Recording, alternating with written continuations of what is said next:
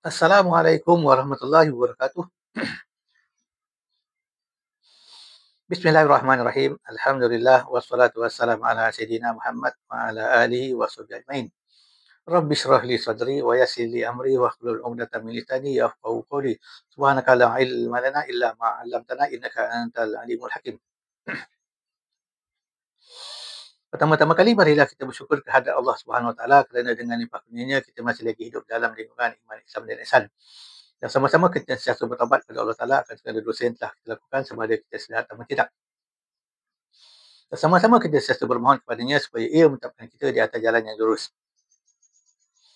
Pada kali ini saya ingin buat satu reaction atau ulasan yang ringkas dengan bahasa yang mudah dalam masa singkat tentang satu pegangan ataupun iktikad yang mengatakan kita hidup ini dengan hayat Allah ataupun kerana hayat Allah. Ungkapan ini memang viral, berlegar di media maya seperti WhatsApp, Facebook, YouTube dan sebagainya. Dengan arti kata, kita ini jasad. Kemudian kita ada roh. Kita ada nyawa. Dan nyawa kita ini hidup. Menyebabkan kita hidup. Maka, hidup kita ini kerana hidup Allah. Itu maksud mereka. Baik. Benarkah kita ini hidup kerana hayat Allah? Baik. Kita ini makhluk ataupun manusia yang terdiri daripada unsur jasad dan juga roh ataupun nyawa. Dengan roh ini, maka kita hidup. Kita adalah makhluk yang dicipta oleh Allah Subhanahu Wa Taala dengan kudrahnya dan iradahnya. Dengan kudrahnya Allah Taala mencipta kita, dengan iradahnya Allah Taala menentukan kita ini bagaimana, yang terdiri daripada jasad dan juga roh ataupun nyawa.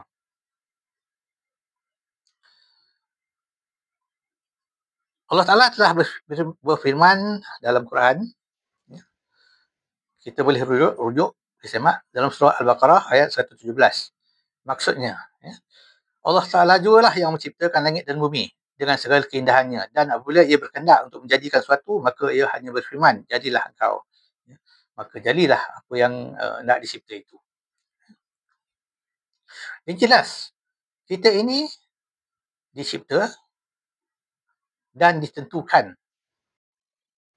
sebagaimana kita yang ada pada hari ini. Dicipta kita roh, jasad dengan roh, maka kita hidup. Maka ditentukan kita begini. Ditentukan kita ada jasad dan juga roh. Maka kita ini baru. Ciptaan Allah.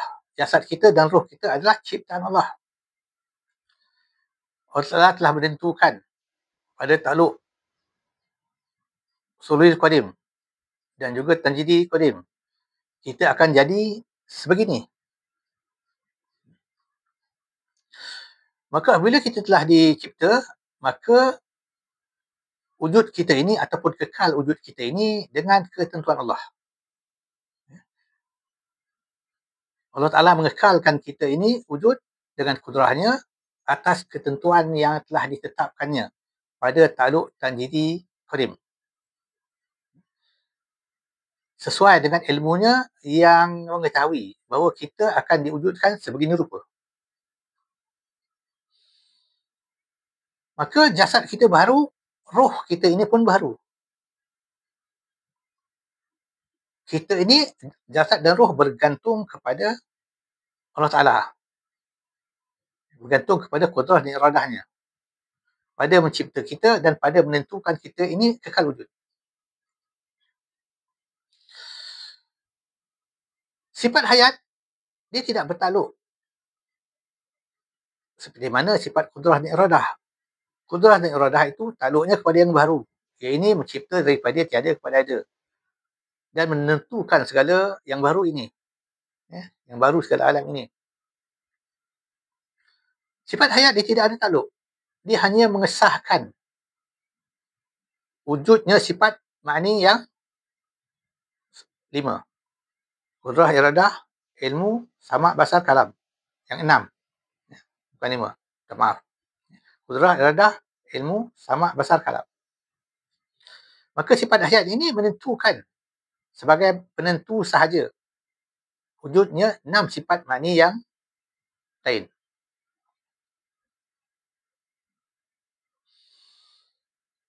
Maka kita hidup ini bukanlah kerana hayat Allah. Kerana apa? Kerana sifat hayat itu qaim dengan zat Allah.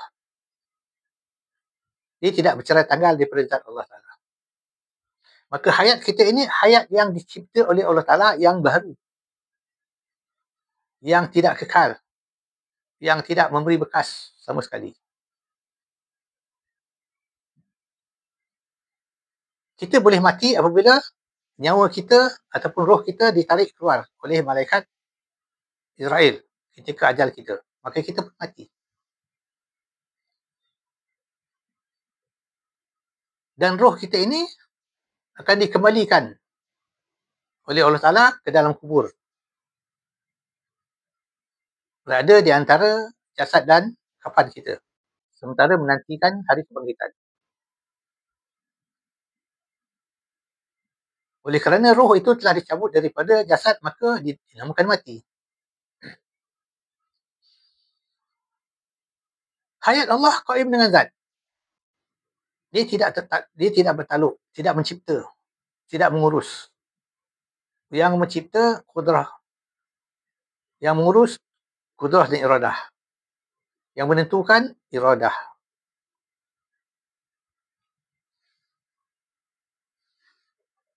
Jadi, apakah fungsi hayat yang ada pada kita?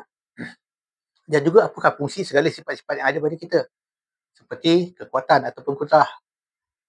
Ya. Sama. Ya. Sama. Basar. Ya. Sama, basar. Fungsinya adalah untuk kita mengenal Allah. Allah Ta'ala mencipta sifat kita yang 7 atas nisbah qudrah, ya, kehendak kita, kekuatan kita, kehendak kita, mendengar kita, melihat kita, berkata-kata kita, dan hidup kita adalah untuk mengenal Allah yang bersifat dengan 7 sifat tersebut.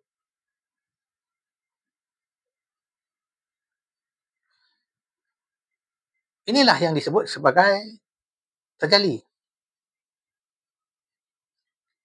Allah Ta'ala mencipta 7 sifat pada kita untuk kita mengenal 7 sifat pada yang ada pada dia, sifat makni. Dengan wujudnya kita, dengan segala sifat kita ini, kita boleh mengetahui bahawa Allah Ta'ala itu wujud dengan sifat-sifatnya yang ada. Sifat makni yang ada.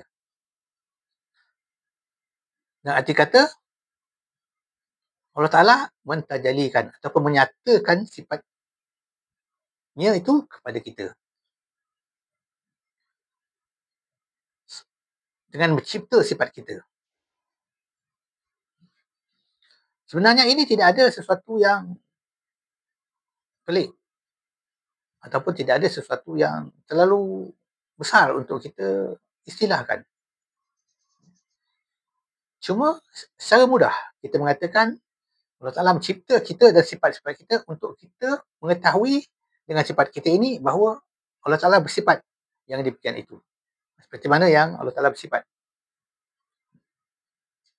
Seperti firman Allah Ta'ala, dan pada diri kamu, mengapa kamu tidak lihat? Lihatlah pada diri kamu ni tanda-tanda kekuasaan Allah, tanda-tanda wujudnya Allah. Wujud kita ini wujudnya Allah. Mendengar kita ini mendengarnya Allah. Itu sahaja. Maka hendaklah difaham akan hakikat ini. Ya. Fokus pada poin yang pertama tadi, iaitu kita ini hidup, Allah Ta'ala yang menghidupkan. Allah Ta'ala yang mencipta dengan kudrah dan iradahnya. bukan kerana hayat Allah. Hayat Allah itu qaim dengan zat, tidak berpindah.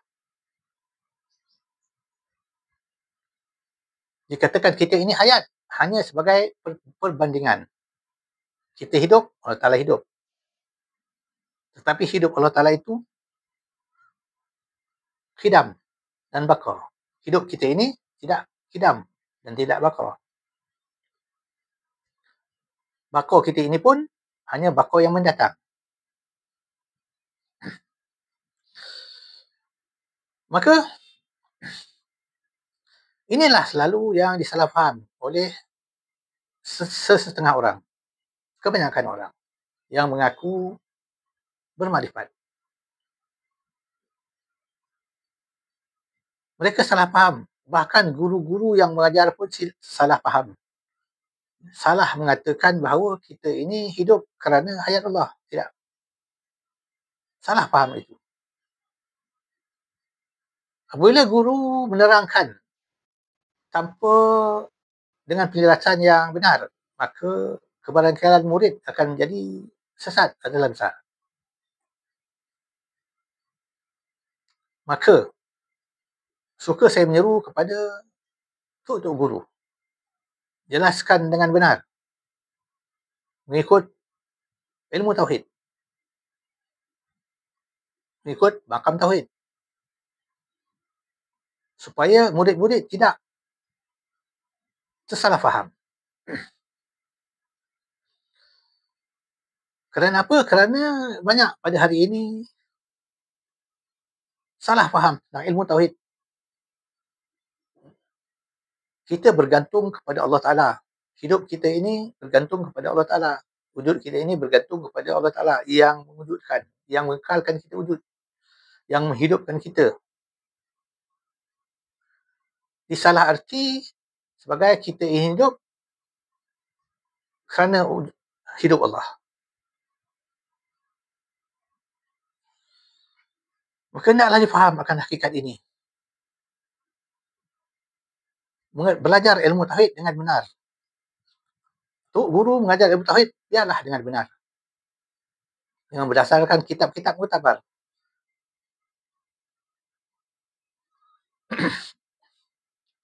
Jadi sekian dulu. Wabillahi taufiq wal hidayah. Wassalamualaikum warahmatullahi wabarakatuh.